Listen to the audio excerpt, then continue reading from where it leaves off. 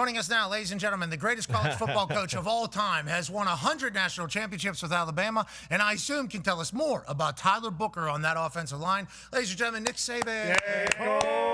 Coach. Coach, how are you? Good, guys. Happy Thanksgiving to you. Happy Thanksgiving to you. Enjoy it with your family. Absolutely. I hope you will as well. You're at the office right now, or are you at home? I'm at the office working, man, working. Yeah, me too. Not as much good football work that you are having. I assume you're watching film, breaking it down. Thanksgiving, obviously, good time for teams to know what their team is in the NFL. And college Thanksgiving is basically like, hey, here we go, final push. Can we talk, before we dive into college ball with you, Tyler Booker and the offensive line thing that they thought there was going to be? What was it, like 2 years ago, 3 years ago? I forget what it was. Maybe 3 years ago, 4 years ago. Recent history, we've been doing a show. There started to become a theory that we weren't going to be able to have young offensive linemen that are good in the NFL. Almost as if guys were getting soft, or the game of football was getting soft, and there wasn't enough time to make dogs to have enough NFL offensive linemen. I think you guys were very worried about that from an offensive line position, about young people coming in. Now Tyler Booker gets a shout out here from A.J. Hawk, and it feels like offensive line play is actually developing in a big way. Was there a time where you thought you weren't going to be able to find offensive linemen, or was there a downtime and then an uptime? Like, what do you think about the state of offensive line, as they are the most important position in all balls, I think? Yeah, I think it's all about the guy. Tyler Booker is a really smart guy. He's a really mature guy. He's a pay attention to detail guy when it comes to technique, assignment, and studying the player he's going to have to block, whether it's pass blocking, run blocking, whatever it is. So he is the kind of guy that I think can play early. He played early for us here. Doesn't surprise me that he's doing well in Dallas, for them, now. He was actually back, I think, for the LSU game, came up in the box and talked with them. And, he's really happy with the situation that he's in, and I think doing really well. And I'm kind of very proud of him. Yeah, what do you think it is about offensive line? You say the guy, is it like a work ethic? What do you think it is that really creates the best offensive lineman in your eyes? No, I think that offensive line and defensive line are probably the two positions in football that are the most like technique centric. If that explains footwork, hand placement, knowing the right angle you got to go to block a guy, when to come off of zone block to get up on the next level. All these things are kind of coachable and technique centric in terms of who can understand the concept and be able to go apply it on the field. And I think some guys struggle with that, some guys don't. It's a place to me where the guys have the most pride in what kind of competitors they are, how smart they play, and they're usually a really tight-knit group because they don't get a lot of accolades for what they do, and they have a very difficult job. So, he's that right kind of guy, I think, and that's what we always look for in guys. We had a lot of guys here play, when they were freshmen. But I think if you're drafting guys, you got to draft guys that, if you're going to draft them with the salary cap and all that, they need to play. So obviously a good pick for Dallas, and he's working out well for him. Yeah, and I love the mindset of an offensive lineman. Hey, you're going to get no credit. You're going to be in hand-to-hand combat. Yeah, you're going to take on maybe the best athletes on earth, and you make one mistake out of 60 plays. They're going to talk about that one particular play, not the 59 good ones. But we need the best. We need the best. You need to keep going. You offensive linemen are weirdos, bro. Yep, absolutely. Absolute weirdos. We like it just that way. Yeah, absolutely. Yeah. Was there a time when they were down? I think there still is a little bit. I think there's, and Coach can probably talk more to this, and just the fact of all the RPO, all the spread, everybody just telling offensive linemen to run nakeds and boots all day, and not really, hey, we're going to run downhill duo, downhill power. Bama does, and there's some other teams that do, but there's a lot of teams that just live and die by the RPO system. And I don't think that translates right away to the NFL system. Okay, here's a quote from draft night with Tyler Booker. It feels like they knew they got the right guy. People get so excited to play football until they come across Tyler Booker. I start to see that love leave their eyes. That's what makes me love the game, says Tyler Booker. Love that. We'd like 10 of those guys on our team at all times. All right, yeah, look at you. Yeah. Coach Saban, love it. Yeah, we like that. One thing I'd like to add to the whole offensive line thing is I think the advent of RPOs has minimized the development of offensive linemen in college when it comes to drop back passing, which is a much bigger part of the NFL. So they don't learn not only the technique of pass blocking, but also systematically, who do I have to block? Who's the back got? All those things. Now the quarterback redirects the protection. You got to change your whole thinking on the run. I think those types of things are not things that are being coached in college the way they used to be. But my theory as a coach was always, I know that every player on our team wants to play in the league. So our systems are going to reflect the development they need to make to be able to play in the league. That's what helped recruiting. Since I couldn't coach bad players to play good, that was a really good, big piece of it for me. Yeah. Not a good coach unless it was good players. And I think you took good players and made them great. And I think your culture was one that everybody is trying to replicate there. You are a fascinating individual, bro. You know what part of football you think you know the least? Because obviously you're a DB coach, right? And you spend time on the defensive side. Offense would be the thing, but yeah, right. You break down offensive film every single weekend. Like, do you coach every position when you were coaching?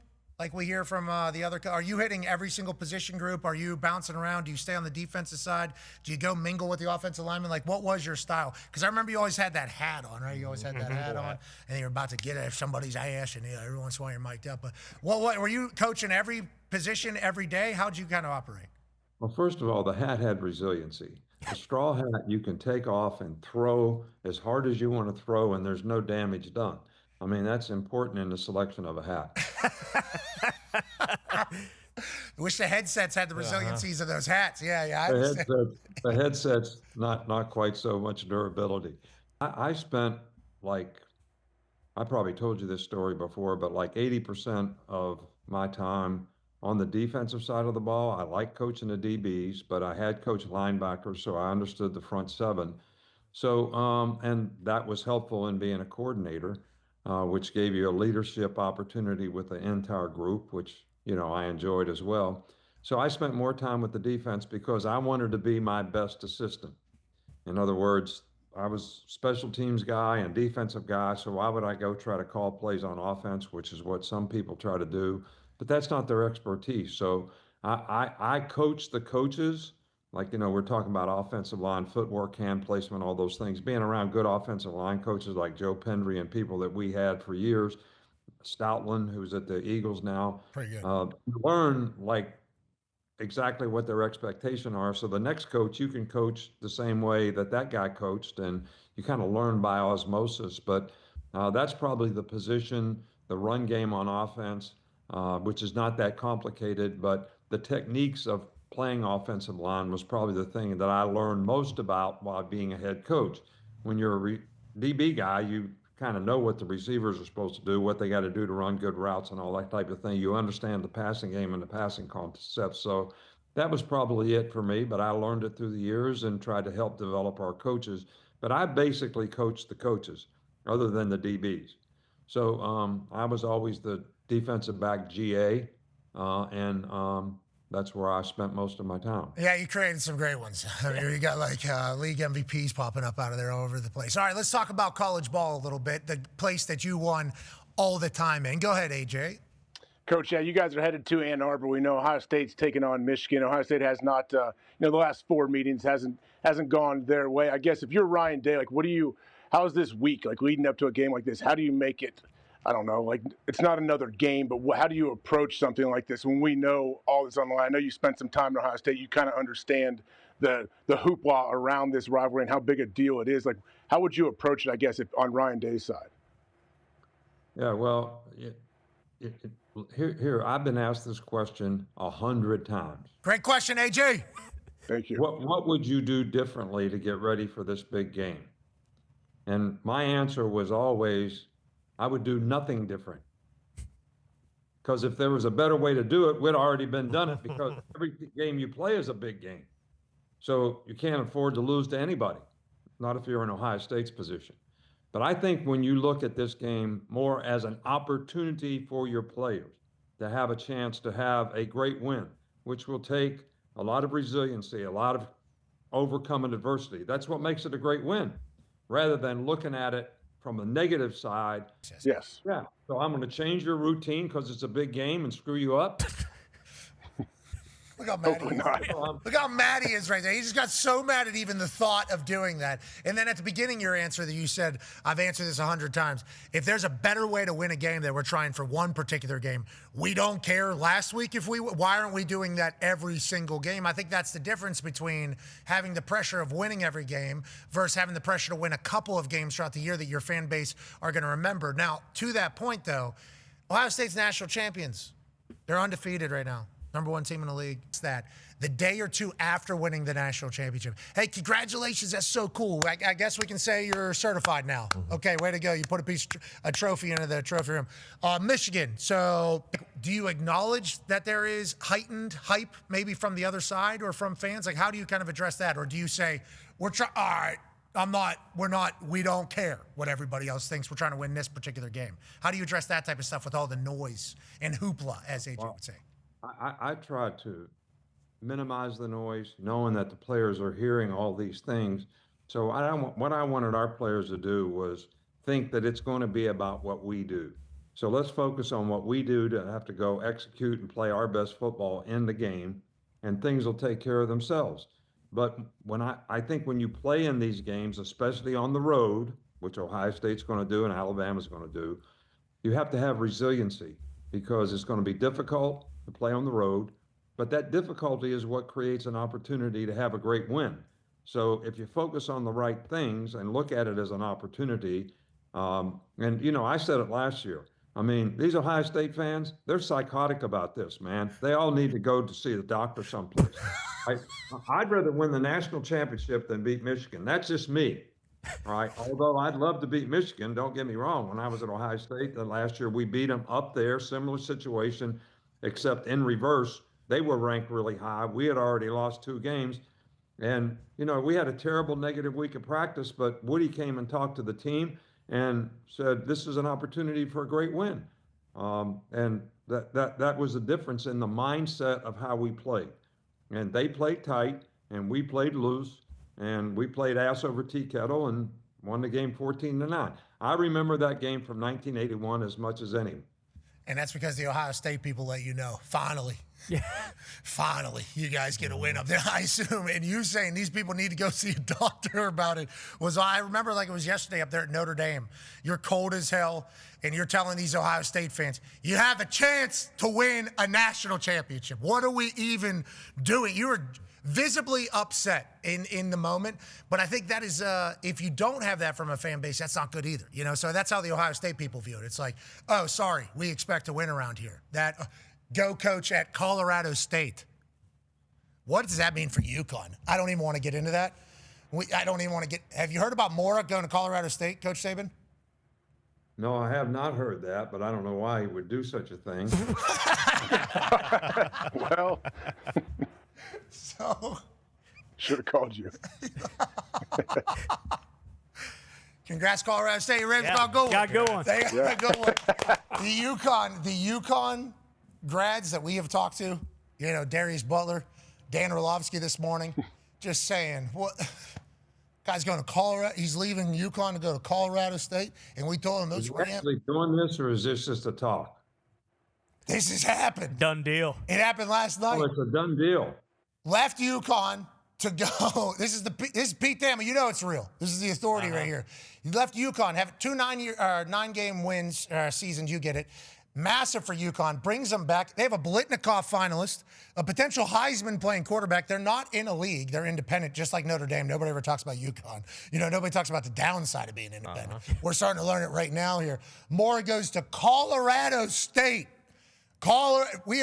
We didn't know Colorado State was in the Jim Mora market, and I don't think the UConn people fully understood that Colorado State's a better job than UConn right now. That's a little slap-in-face reality, I think, for UConn folks. But Darius Butler wanted to go on the record as saying, we thank Jim Mora for his time and services to UConn. Thank you, Coach.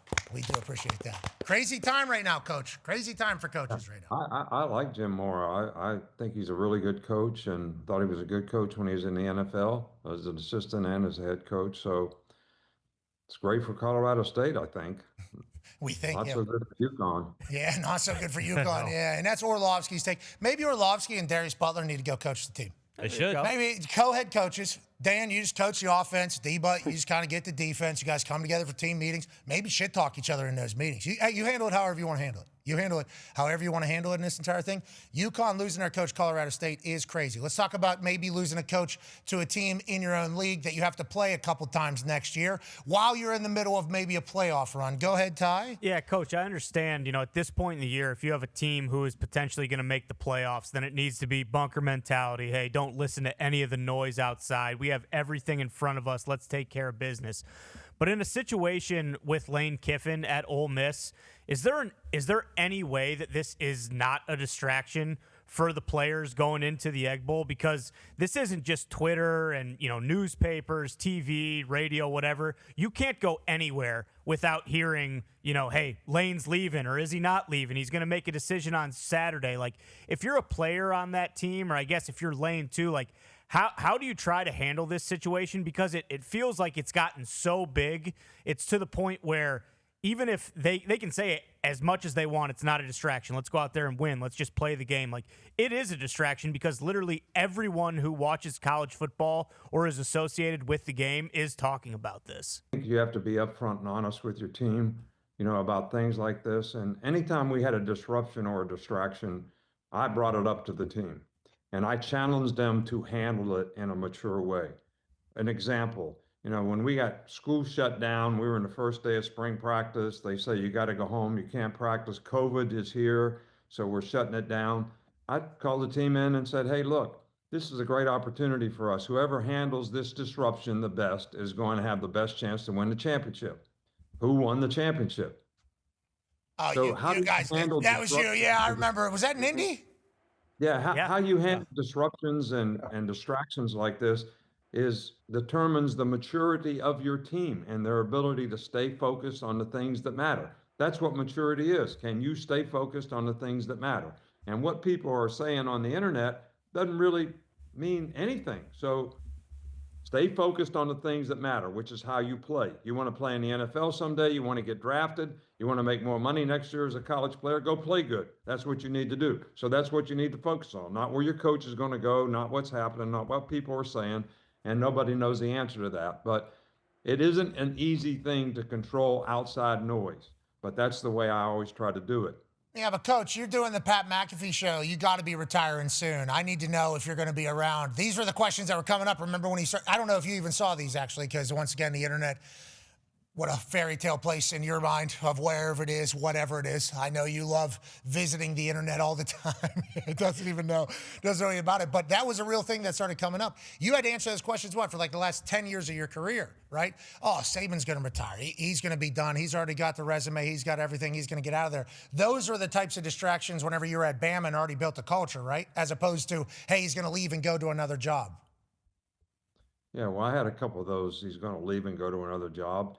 And I never talked to anybody about that. I mean, it came up on occasion, but the retirement thing was the big thing. That was the big thing people used in recruiting. And I think, once you get old, that's what you need to expect. So players used to ask me when I'd have them in my office recruiting them, they say, are you going to be here for my whole career? Are you going to be here for the next 4 years? And I would look at them and I would say, because of the transfer report and all that, I would look at them and say, well, hell, are you going to be here for the next 4 years? So, it goes both ways. Yeah, it certainly does. It certainly does. You had a hell of a run, but anything to kind of weaponize against a recruit or your current players, because the transfer portal these days, people are going to do it, which is why the Ole Miss crowd is so loud, and the LSU crowd is so loud, and Florida's crowd is so loud. And I guess we'll be getting the answer on Saturday from Lane Kiffin, even though I feel like somebody already knows. There's a couple people on the internet saying, I know. I know one person who does know if there is a decision made and what it is, and it's this West Virginia Hilljack who just happened to become the greatest college football coach of all time. Coach Saban, whenever it comes to this type of situation, as being the OG and the man who's been there for everything, and obviously the story of college football is what Lane's going to do right now, and you're mentor for him, like noted mentor, do you feel pressure Do you feel pressure in this for Lane? Like how do you kind of view it when you're giving answers to him? You're just speaking strictly from like your perspective, or how do you kind of, I'm not going to tell you to tell me what he's saying or what your conversations are, but how do you view your conversations with him whenever he's trying to figure out his life, which is a huge decision. This is a gigantic decision, and he has his best team that he's ever had in the moment. Like, are you speaking from your personal perspective? If you were him, like how do those conversations kind of go? Yeah, well, I try to give him my perspective from my experience. I've been in a few situations like this, whether it was when I was a defensive coordinator at the Cleveland Browns and going to Michigan State, stayed there, finished the season, hired 5 guys to run the Michigan State program while we played the last 4 or 5 games of the year at the Cleveland Browns, went to the playoffs. So I think everybody has to manage their situation relative to where their heart is. Know that in Lane's situation, every coach wants to coach their team. I mean, it is really, really hard to up and leave your team, and every coach wants to coach their team. And I gave a big speech about this last week, on game day about the calendar should be set up so every coach can finish the season with his team. That's good for the players and it's good for the team. So, and the circumstances in college football right now don't really allow that to happen because of when the transfer portal hits, when the early signing day hits, you're still playing games, you're trying to get in the playoffs, and you got all these things to deal with. So, hopefully maybe we'll take some of these changes and put them on a calendar where it's a little more, it's better for the players and you don't have all these guys getting fired 5 games into the season. Yeah, and to your point, the speech that you gave on Saturday, I know you don't really look at this type of stuff, mega numbers, dude. Mega numbers, and everybody seemingly agreeing with you as well. So the more of those that you have, let's go ahead and let those fly. Let's go ahead and let those fly. You remember, you don't want to be the commissioner. Everybody was saying whenever you were final 10 years at Alabama that you were going to retire because you want to retire. Now that you're retired, everybody's saying they want you back in doing different jobs, do this job, do this job. So what you need to do is sit that incredibly genius brain right on that set and start pontificating on what it should look like, because then everybody else will have to do it. Because if it doesn't, need inspiration, and you're my inspiration. So if I'm going to have good speeches, you got to bring them out. No, do not do that. We did try to. Every once in a while, you'll see when we're talking about something and he's just sitting in the middle. It's like, oh yeah, let's see if we can get this. Hey, it's in there. We know the right answer is in there. So Herbie does too. Herbie's supposed to talk about something. It's like all kind of decided. We are going to talk because we want to hit. There's so many things that we're trying to hit up there. It's like a team effort as it's kind of going. And there'll be something that Herbie's supposed to hit. He'll hit it, and then immediately his brain just goes, I think there's more meat on this bone over here. And he'll go, Coach, I just kind of want to. And then I'm like, yes. You see me turn my chair, actually. It's like, yeah, let's go ahead and start doing this. And I want to let you know, you're fantastic at it. And everything that you say, not only does the resume make it legit, but also everybody's like, yes, that sounds like the right answer. So we appreciate that you do it. In the calendar setup, I do think you're going to be able to initiate a little bit of change. You talk about guys getting fired in their first 5 weeks at a place. I mean, the first firing this year that was mega is obviously up in Penn State. Here's a Penn State alum, AQ, who has a question for you. Yeah, Coach, my alma mater is obviously in a tough situation. They're trying to find their next coach. With every time there's somebody mentioned of interest, that person signs an extension.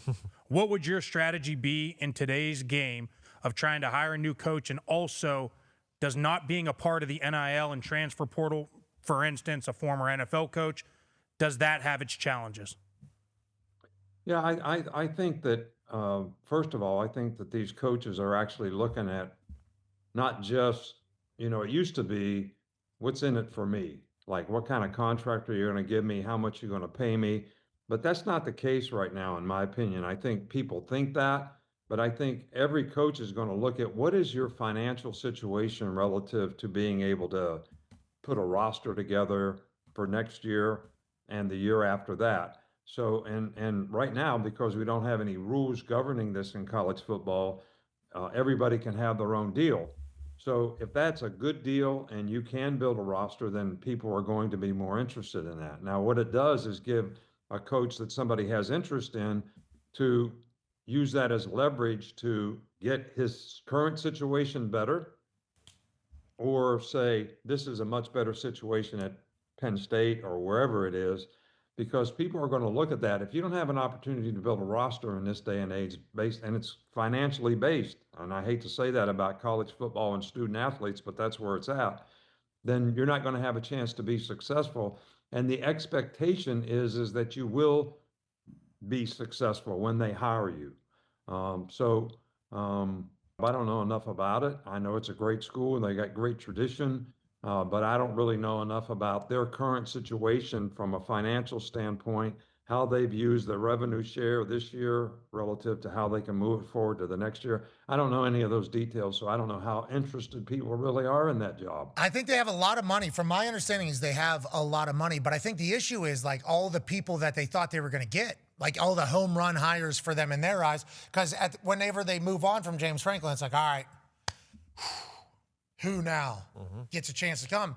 And then all those schools are like, that's cute. Actually, we'll just, is this good? Yep. Is this good? Is this good? Is this good? And then all of a sudden the well runs dry quickly for them.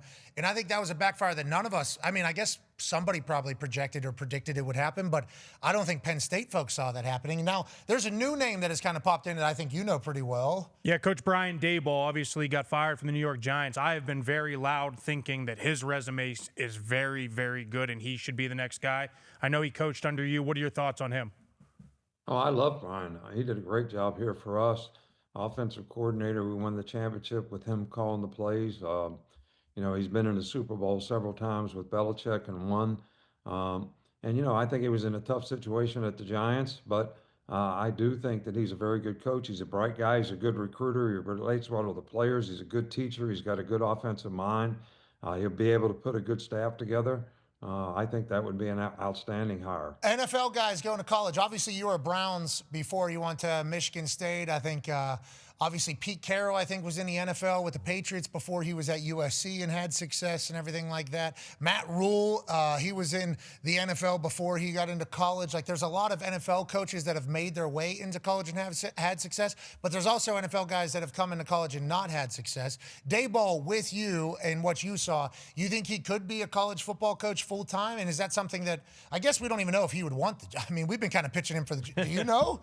No, I don't. Yeah, we don't even know if he would hoping. want the job. But, like, that's the conversation because everybody saw Belichick not do well early. And they're like, well, the NFL guys doesn't necessarily mean you're going to have success. It's a different world. What are your thoughts on that whole thing with Daboll potentially being a drawback is that he was an NFL guy? Yeah, well, I think the biggest thing here is if the guy has never coached in college, it is a little bit different. Recruiting is different than the draft. Developing players is a little bit different. Numbers are different. When you can practice are different. How long you got with the players is different. There's a lot of different things. So if you've never been exposed to that, then it takes you a while. Either way, if you've never coached in the NFL and you're a college coach and you go in that direction, it's a big change. If you're an NFL coach who's never coached in college and you really don't understand, how you got to operate in college, that's a big change. So I had two sets of notebooks. I had all the stuff when I was in the NFL, whether it was Houston Oilers, Cleveland Browns, Miami Dolphins, whatever. They were in these boxes over here. And then I had all my college stuff over here. So wherever I was, I just pulled that drawer open and went to work. That's how we did it. But I had been in both places, so it was a little easier for me to adapt. Oh, now I get choked up thinking about it. Yeah, thinking about it. You coach so much in both leagues, you get choked up. Football life, man. Hey, thank you for your service, Coach. We got emotional, too, there. We got emotional, too, thinking about it all. You just having everything documented. I think that's what we learned about Bill Belichick. And I think you were referring to Bill Belichick there. Like, Bill never has done college. So, like, your first time experiencing anything, there's going to be a whirlwind of information. And he's a smart guy. We think he'll figure it out. Like, we think he will take it in and figure it all out. But it happening immediately almost seemed like a pipe dream from the beginning because he had no experience at all. But what we learned from working with him with the draft, he types his notes. He has diligent notes for like every situation. Are you similar to him in that aspect?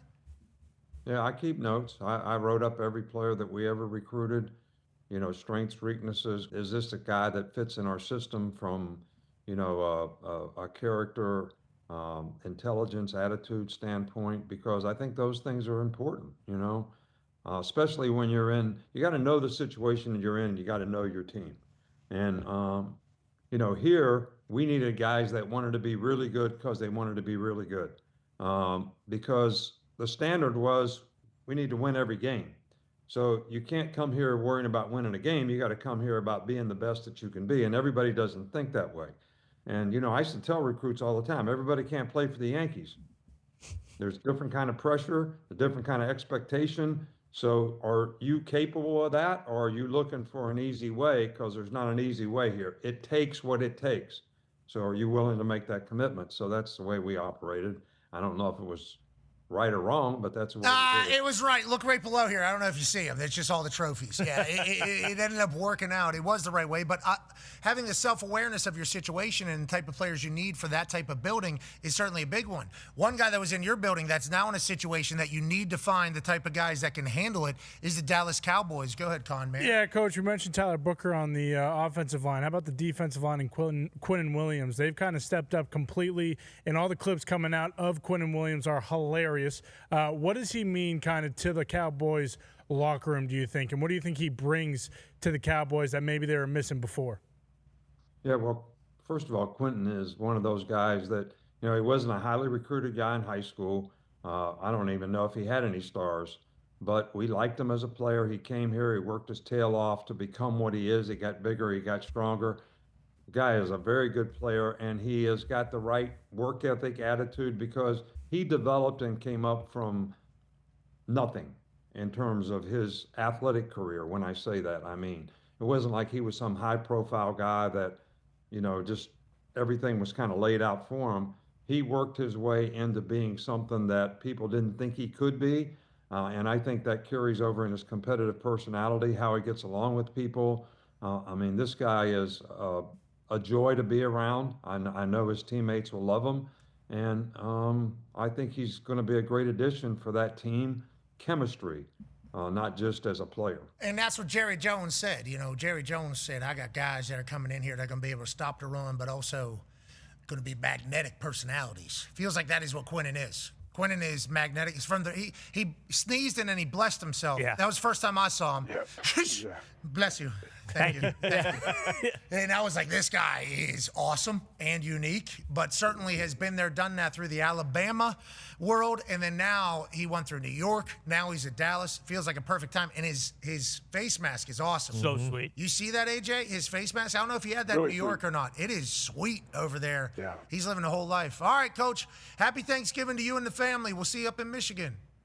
Yeah, happy Thanksgiving, guys. Appreciate it. And, I wouldn't give up, just so everybody knows, when you ask about all these coaching jobs and is there a perfect situation out there and all that, I would not give up being on this show for 20 minutes a week to go coach someplace. That's just how much I like it. So I appreciate you guys for that. Ooh. How about that? Hold you to that. Oh, man. Yeah. How about that? Hey, they pay you a lot of money over there, Coach. It's something you should reconsider. We'll be around. We'll be around if you need it. But on that note, we're very thankful that you take time out of your life to share wisdom and insight with us. You're the man. It's been an honor to work with you, alongside you, and also, I think I could say, become friends with you. And on that note, I want to learn a little bit more. What's the side of choice for Coach Saban here at Thanksgiving? What does the meal look like in your eyes? It's as traditional as you can get, turkey, dressing, gravy, little mashed potatoes, green beans. Just the most basic. That's what I love. Pumpkin pie, apple pie. What do you do at the end?